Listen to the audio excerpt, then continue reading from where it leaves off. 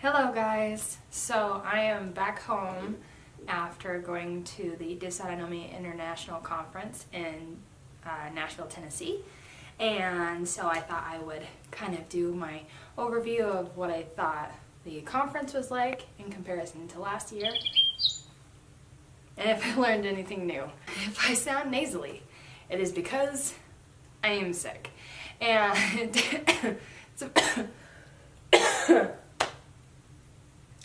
first time I've been sick in almost a year and a half, so I can't complain too much, but I definitely think that I probably overdid it.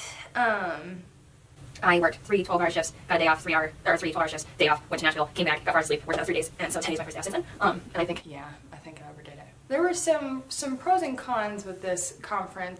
Usually it's run by 2 different people, but one of them kind of retired and handed it off.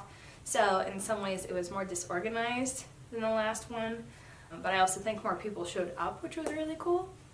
As far as the usefulness of the classes, I thought that I liked a lot of the topics that they were going over.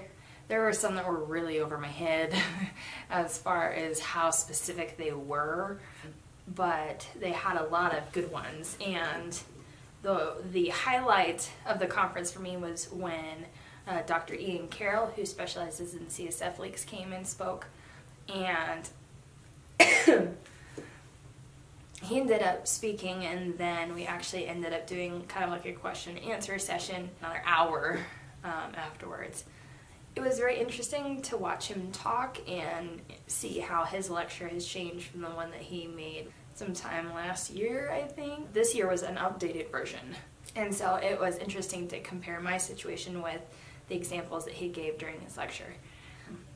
But as far as learning new things, I think I learned a little bit. The thing about it is that I was a trailblazer. I had to learn a lot of this stuff by myself. I didn't have that networking and that, those sources to go and ask questions. So I had to learn the hard way for a lot of my dysautonomia symptoms and how to treat it. So a lot of it's a lot of review, but every once in a while someone has a new trick you haven't tried or a new product you haven't tried. And so for this conference, we have come to the conclusion, I know that I've spoken about how I have some kind of connective tissue disorder that has yet to be determined. And so we're kind of doubling our efforts in order to kind of pursue that diagnosis. And then we think I may have a little bit of MCAS, or mast cell activation syndrome, because I have a lot of the symptoms. And something I didn't realize was that there's a lot of symptoms to MCAS that I didn't know existed, but the fact that I had a mast cell reaction with my first patch, and I've reacted to things such as antibiotics and other meds since then, kind of lends to that possible theory. So in a way it was interesting to get that information, and in some ways I'm like, really? Just add it to the list. By the end of the conference, and it was really funny because you see a wide variety of people with dysautonomia and their own comorbidities such as EDS and MCAS and a whole bunch of other ones, gastroparesis, you name it, we have it. And I saw more PICC lines in people's arms than I think I've ever seen in my life. But it's interesting because it is so personalized for each person. But it was morbidly entertaining to see that as the conference went on, you had more people who were breaking out their wheelchairs and their canes. And I broke out my cane kind of towards the end of the second day and all of the third day, because I was worn out. And after the last day, I went back to the hotel and slept hard for like 3 hours. And then I promptly got contaminated with gluten. This is what I sound like now, but when I eat gluten, it inflames my vocal cords and makes them close. There was a new server who gave me my meal, and since I'd never had it before, I hadn't really questioned it too much. And so I was 4 or 5 bites in before the one of the managers came over and freaked.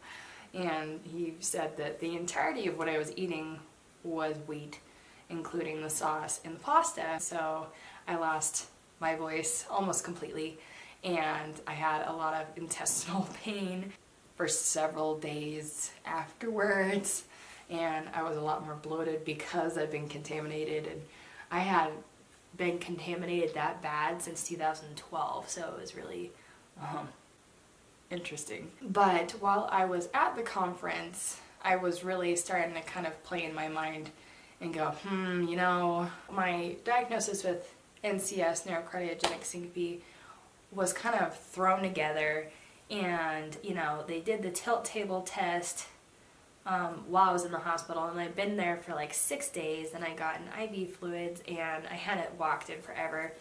So I feel like the factors that led up to the test did not lend to a clear indication of my actual illness, I think.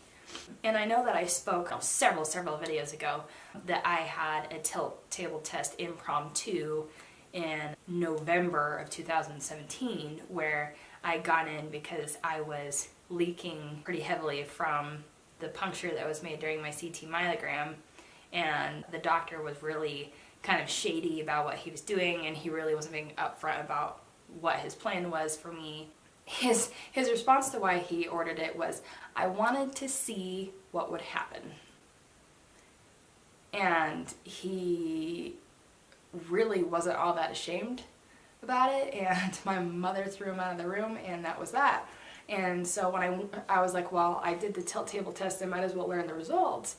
And when I went to look for them, they'd magically disappeared. None of my cardiologists could find the results, and so I was like, well, I guess that never happened. And I thought that, you know, that doctor had just hidden away the results because he was ashamed and embarrassed of what he'd done. But after the conference, I was really starting to question my diagnosis, because I was listening to, you know, what is POTS and POTS symptoms and that sort of thing. And I've always thought that my symptoms were more like a POTSy than with NCS. Because with NCS, they say, like, you fall, you get back up, you keep going. Except I've always been, I fall, I stay down for a while, and it's very difficult to get me back up again.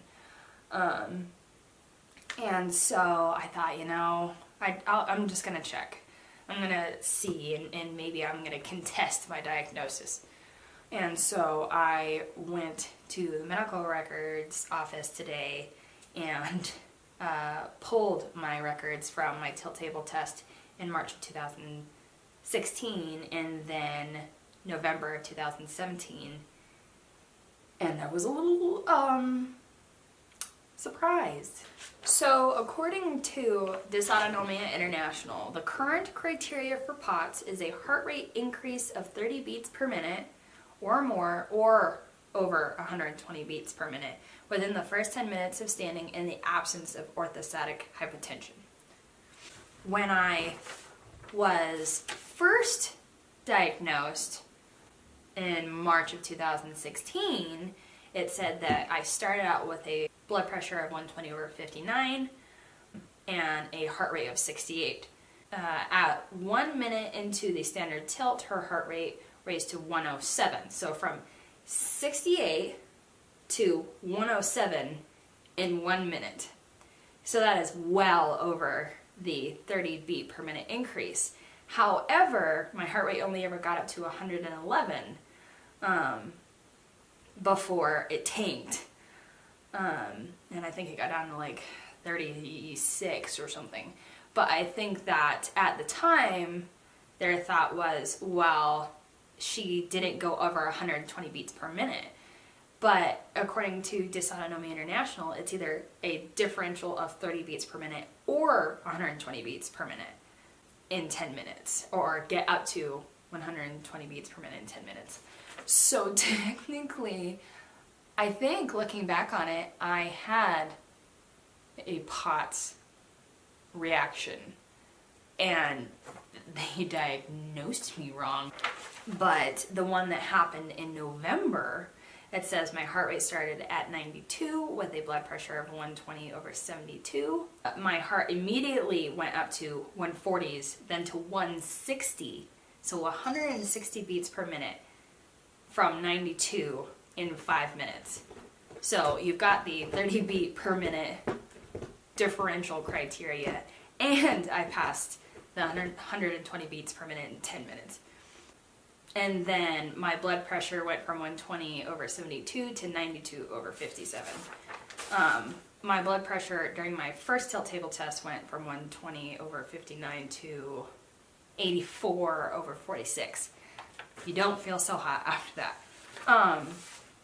But it can be argued from my interpretation of Dysautonomia International that I had a POTS positive result in my first test, but in my second test, I don't think you can even argue it.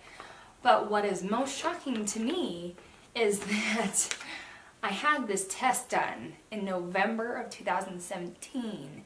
No one told me the results. No one mentioned it ever again. It never showed up in like the test results, my online test results. My doctors couldn't find it, and it was like it never happened. And that was 8 months ago. So they've been sitting on my more accurate diagnosis for 8 months because no one bothered to mention it or follow up with it. And it's mind-blowing to me.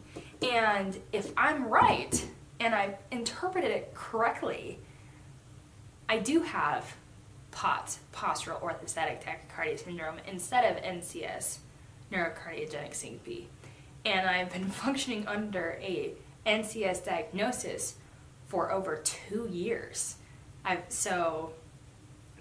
go to this conference, I listen to what they have to say, I feel like something's hinky, and I go to get my medical records, and it's like, oh, by the way, we've been sitting on your test result showing that, we screwed up. And I'm pissed. I do not think that NCS and POTS, a lot of people call NCS like POTS light, and I don't believe that because, POTS and neurocardiogenic syncope are very, very similar, and the result is the same. POTS has its own nuances, and NCS has its own nuances. But in general, they both still make you pass out. You still get injuries from passing out. So in my mind, they're equal. But to the medical community, that is not the case, because a lot of doctors, especially the older doctors, will use neurocardiogenic syncope and vasovagal syncope interchangeably. So, NCS is you have a neurological glitch that makes you pass out. Well, vasovagal syncope is a reflex syncope. It's like what you see on television where you see the sight of blood and you pass out. But otherwise you're fine. And vasovagal syncope, you pass out and then you wake up refreshed and you're fine. NCS, not so much. It's a chronic form of dysautonomia. So you always feel like you're going to pass out. But I have struggled so much with doctors, and I have to argue with my doctors every single time I go into the hospital that yes, I have neurocardiogenic syncope, but look how bad I am. Look at me passing out. Look at me not being able to talk. Look at me this. I do not look like a vasovagal syncope patient, And so the problem I have is that I don't get taken seriously with a neurocardiogenic syncope diagnosis sometimes, because especially with the older generation, it's like, well, she just passed this out, it's whatever.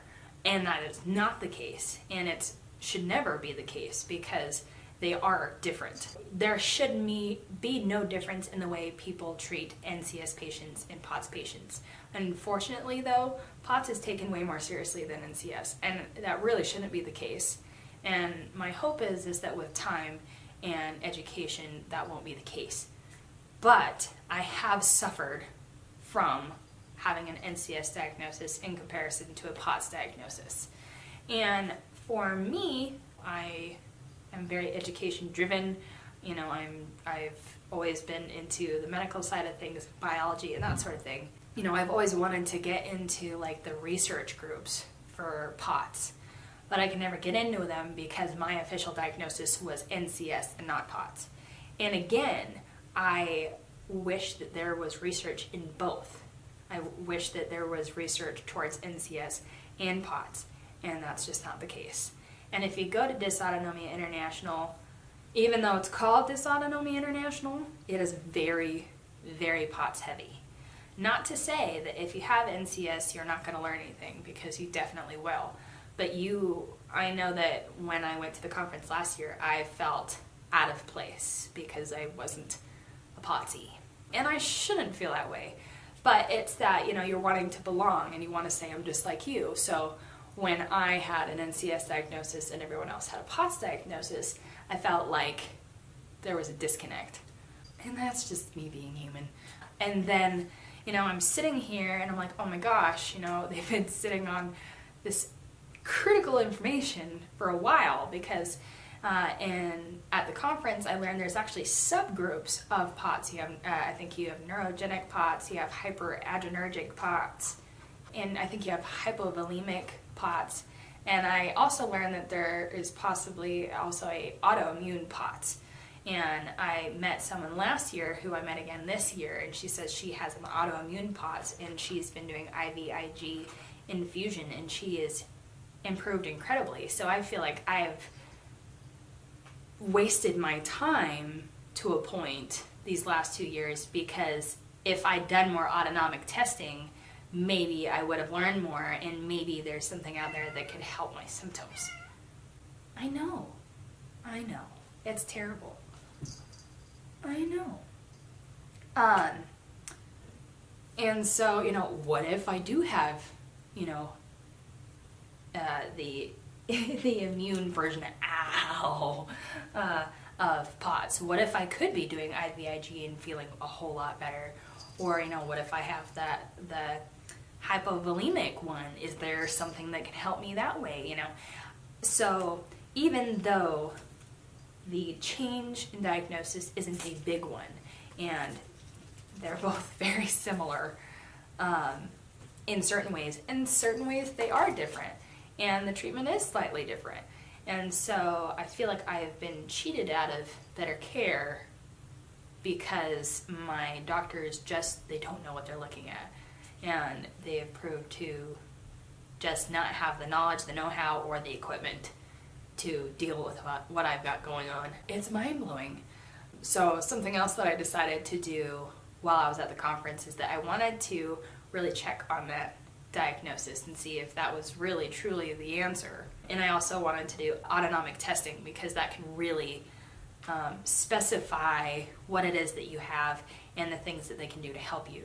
So after having this revelation in the parking lot, I realized that in a way I feel like I'd been gypped, and I hadn't been taken seriously, and I'd been blown off, and that had cost me 2 years of thinking that I had one thing when in fact it was a different thing. And it was more the principle of the fact I'd been misdiagnosed and no one had really bothered to investigate that bothered me most. And so the next step would be, okay, well, I need to talk to my doctor. I need to verify that yes, this is POTS and not NCS, and get a referral to autonomic testing, because I don't trust my hospital to do anything at this point, because I've been misdiagnosed so many times, I've been blown off so many times, I have been called anxious and high-strung, and, you know, they've said I've had anxiety and depression and you know, saying I need a psych eval, when in fact I had major life-altering medical diagnoses. So, you know, next step is you gotta make a call. So I tried to call my nurse practitioner with cardiology, which is usually who I see most of the time, and they said, oh yeah, you won't see her until September. That's 3 months away, 2.5 months away. There's got to be something faster. And so I emailed her and basically said, you know, is this what I think it is? And of course, you don't actually get the medical professional, you get their medical assistant. And the medical assistant basically said, you need to see an electrophysiologist, and so see this person or this person. So then I made that phone call, and they said, oh, you won't be able to see either of these people until October. That's 4 months away. You're gonna make me wait 4 months to even start the conversation of, did you screw up with my diagnosis? And I want a referral for autonomic testing. 4 months just to start the conversation. And so I think my plan is that I'm just going to go back to Stanford. I think I've decided that I have pretty much washed my hands of my local hospital, and that anything I do from here on, whether it's possible MCAS, possible connective tissue, possible dysautonomia, whatever, is going to have to go through Stanford, because time and time again my local hospital has proven to be lacking in professionalism and thoroughness and knowledge. That's the thing, is that a lot of the people I've met are well-meaning, but they just don't have the information. They don't have the education, or they don't have the equipment, or they are not knowledgeable when it comes to CSF leaks, when it comes to dysautonomia, when it comes to, you know, and the difference between NCS and POTS. You know, they're well-meaning, but they're throwing a diagnosis at you, and I quote, literally saying, I don't know what it is, Google it.